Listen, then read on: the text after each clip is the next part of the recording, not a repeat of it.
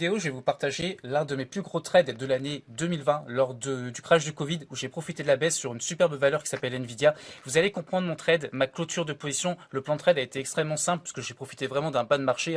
Mais vous allez comprendre aussi comment dans l'état émotionnel du crash, souvent on a du mal à prendre ce genre de décision et encore plus à laisser surfer ses gains lorsqu'il y a tout le climat médiatique qui vous dit que c'est la fin du monde, etc.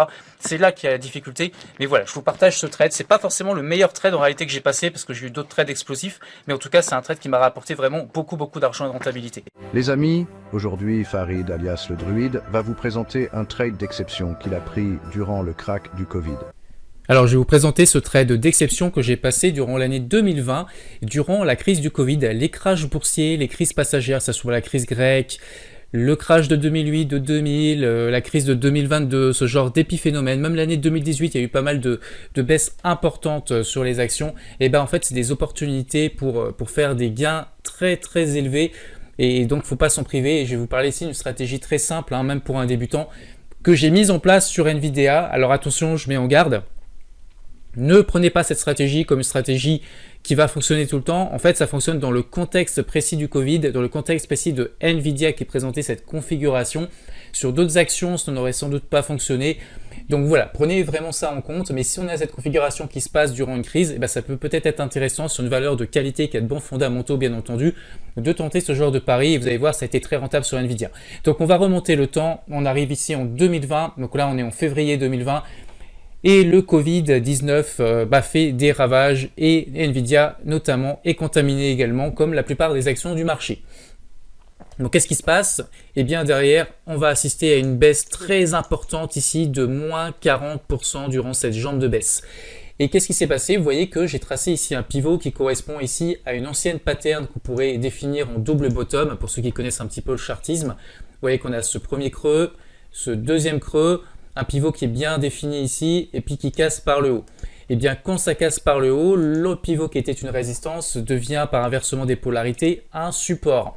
Et suite au crash, j'ai vu que là on avait cette mèche qui se faisait sur ce niveau de support. Et surtout, la mèche se fait également sur la bande de Bollinger inférieure. Et ça, cette double entre guillemets congruence ou confluence, je ne sais plus quel est le terme qu'on emploie, en gros c'est deux indications m'ont dit attention, là potentiellement la baisse est terminée. En plus de ça, en termes de ratio, Nvidia était sous-valorisé et donc j'ai tenté mon pari. Je vous mets le graphique en journalier pour que vous compreniez que vraiment on a cette sensation que ça bloque sur ce niveau précis de la bande de Bollinger inférieure et de ce pivot horizontal. Et donc vous allez comprendre du coup pourquoi j'ai pris cet achat.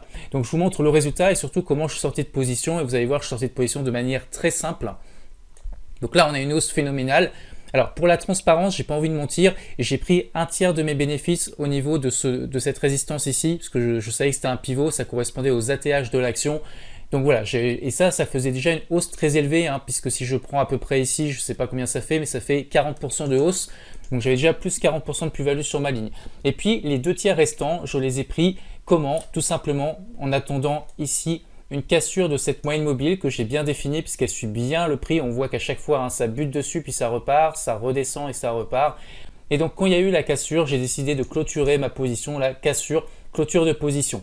Donc, si on prend du début ici du mouvement jusque là, ça me fait à peu près 107% de plus-value sur l'action. En gros, j'ai tout simplement doublé mon capital et ce, de prise de position en mars, clôture ici en octobre. Donc, en quelques mois, j'ai doublé mon capital investi. Donc voilà, et j'avais dû faire ça sur une autre action, je n'ai plus le nom en tête, mais du coup quand vous faites ça sur deux actions, je peux vous assurer que ça booste votre rentabilité annuelle juste avec un trade comme ça. Donc voilà, j'espère que ce cas pratique vous aura plu. Encore une fois, prenez des pincettes.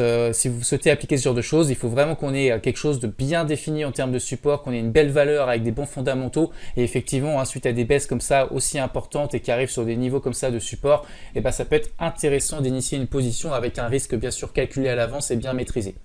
Les crises ou périodes d'excès de volatilité sont d'excellents moments pour acheter des valeurs de qualité. Encore faut-il ne pas paniquer comme la plupart des gens et acheter au contraire quand eux vendent massivement sous l'effet de la peur.